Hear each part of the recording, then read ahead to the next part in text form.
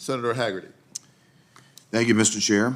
And I'd like to turn to a topic that disturbs me greatly. That's the trends in so-called ESG. I'm going to ask a series of simple questions and would appreciate a yes or no answer from each of you. Thanks. Mr. Rogers, by and large, when someone buys shares of your company, they get to vote on company directors and management in proportion to their ownership share in their class of stock. Is that correct? That's correct, Senator. Thank you. Mr. Moynihan, when hardworking Americans plan ahead by investing in a retirement fund, for example, a BlackRock or a Vanguard fund that tracks the S&P 500, they're effectively buying a small share of each company in the index, including your companies. Is that correct? Yes, sir, that's correct. Thank you. Mr. Cesari, when retirement investors buy shares in your companies through a fund managed by one of the major index fund providers, most of these votes are not cast by the shareholders. Instead, companies like BlackRock or a so-called proxy advisor effectively make the voting determination for them, correct? That is correct.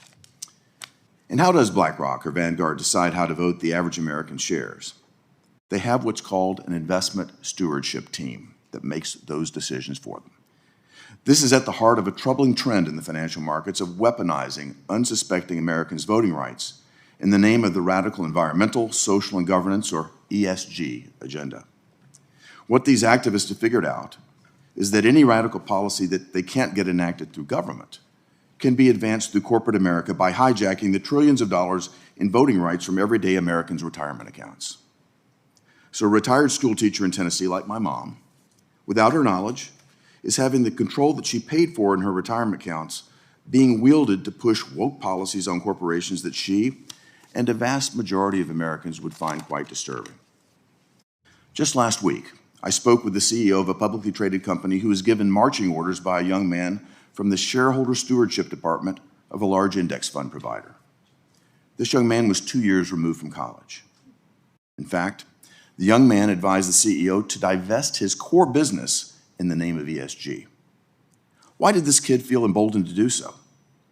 Well, because as an asset manager, he controlled a significant portion of his company's shares, voting rights that were essentially robbed from American shareholders.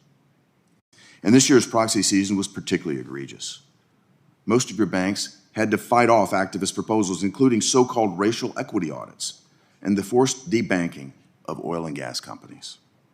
So, Mr. Diamond, I'd like to turn to you. Do you believe that these activist shareholder stewards are accurately representing the views of the individual investors who actually own these shares? Yeah, so all of those investors have a fiduciary responsibility to do their homework and vote. I personally think it's a disgrace when they rely on proxy advisors, and I think the proxy advisors are terrible. And I'm probably one of the few people who says that. I think it's a little bit worse than what you're saying because we've gone from 7,000 public companies to 4,000 operating companies over the last 20 years or so, and that's a problem. We're driving them private. This is part of the reason. And one thing I want to add, they're starting to do this pass-through proxy voting so that your mother can vote her shares. I'm kind of in favor of that. But the way shares get voted today, if the person doesn't vote, it counts as a yes vote on all those proxies you're talking about. You got to change that and get, it's got to be a quorum of all those who vote.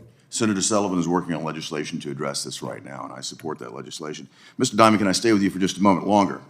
As an industry that's trying to refute claims from both sides of the aisle of being partisan, do you think that this trend in so-called shareholder activism actually complicates your ability to serve your clients or to yield value for your shareholders more broadly? Yeah, well, I'm going to do the right thing regardless of all that, but it is causing a lot of consternation in corporate America. Got it.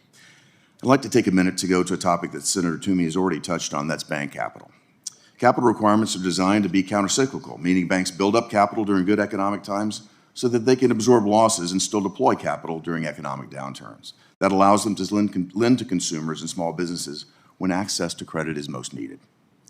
Fed Vice Chair Michael Barr all but indicated during a recent speech at the Brookings Institution that he intends to increase capital requirements for a large number of U.S. financial institutions, even as our economy has suffered 2 consecutive quarters of negative growth. That's the technical definition of a recession. So as our economy is in the midst of a serious weakening, do any of you believe that increases in capital requirements now won't have a negative impact on economic growth or on your ability to lend to growing businesses? I didn't think so. Thank you, Mr. Chair.